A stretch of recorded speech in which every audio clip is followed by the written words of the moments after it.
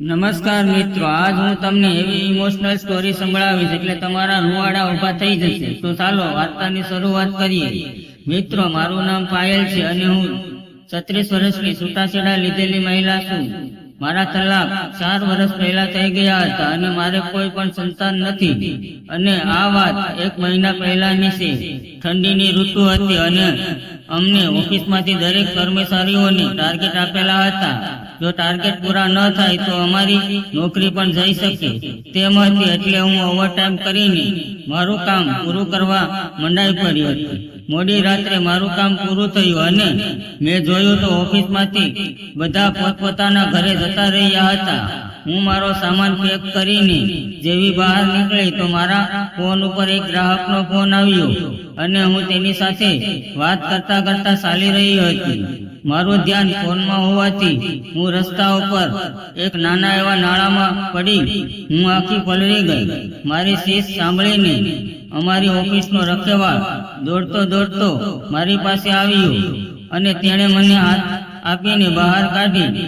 મારા બધા કપડાં પલળી ગયા હતા અને ઠંડી પણ જોરદાર હતી. રખેવાળ કહેવા લાગ્યો કે મેડમ, તમે તો સાવ પલળી ગયા છો, ચાલો હું તમને ટુવાલ આપું. ઓફિસની બહાર તેણે મને બેસવા માટે ખુરશી આપી અને ટુવાલ પણ આપ્યું. મેં મારો ચહેરો સાફ કર્યો પણ ભીના કપડા હું કઈ રીતે કોરા કરું? તો રખેવાળ કહેવા લાગ્યો કે મેડમ, ઠંડી ખૂબ જ છે અને તમે ઠંડીથી કાપી પણ રહ્યા છો અને જો થોડો વધારે સમય તમે આમને આમ રહેશો તો તમે બીમાર પડી જશો. ઓફિસની પાછળ મારી રૂમ છે. જો તમને કોઈ તકલીફ ન હોય તો તમે ત્યાં બ્લેન્કેટને પહેરી લેજો અને તમારા કપડાં મને આપો એટલે હું તેમને સૂકવી દઈશ.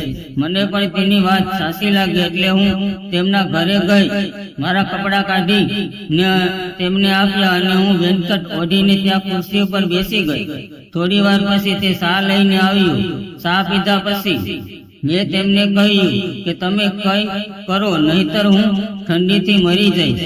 રખેવાળે થોડો વિચાર કર્યો અને પછી બોલ્યો, મેડમ, જો તમને ખોટું ન માનો તો તમને એક વાત કહું. મેં કીધું, હા બોલો.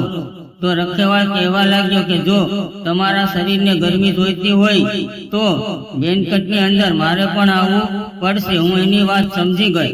મેં વિચાર કર્યો કે ઠંડીથી મરી જવું એની કરતા તો તેની વાત બરોબર છે. મેં હા કહ્યું એટલે તે મારા બ્લેન્કેટની અંદર આવી ગયું. થોડા સમય પછી મારી ઠંડી ઓછી થવા લાગી. અચાનક મને બ્લેન્કેટની અંદર કઈ વસ્તુ કૂદતી હોય એટલે કે સુખ હોય એવું લાગવા લાગ્યું અને અંદાજ આવી ગયો હતો કે તે શું હોઈ શકે છે.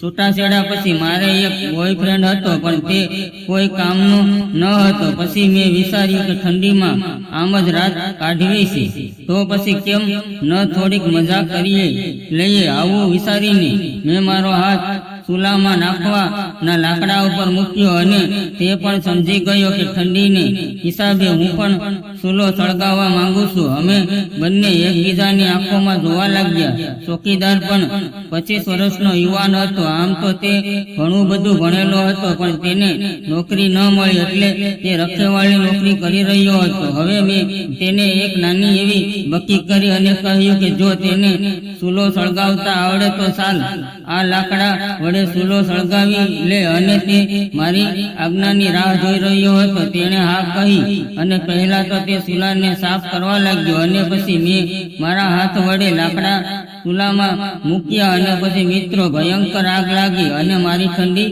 ગાયબ થઈ ગઈ અને હવે મને ગરમીને કારણે પસીનો આવવા લાગ્યો હતો. સમયના અભાવે આપણે આ વાર્તા અહીં પૂરી કરીશું. તો મિત્રો, વાર્તા ગમી હોય તો વિડીયોને લાઈક અને ચેનલને સબસ્ક્રાઇબ જરૂર કરી લેજો. ફરી મળીશું એક નવા વિડીયોમાં. ત્યાં સુધી આવજો.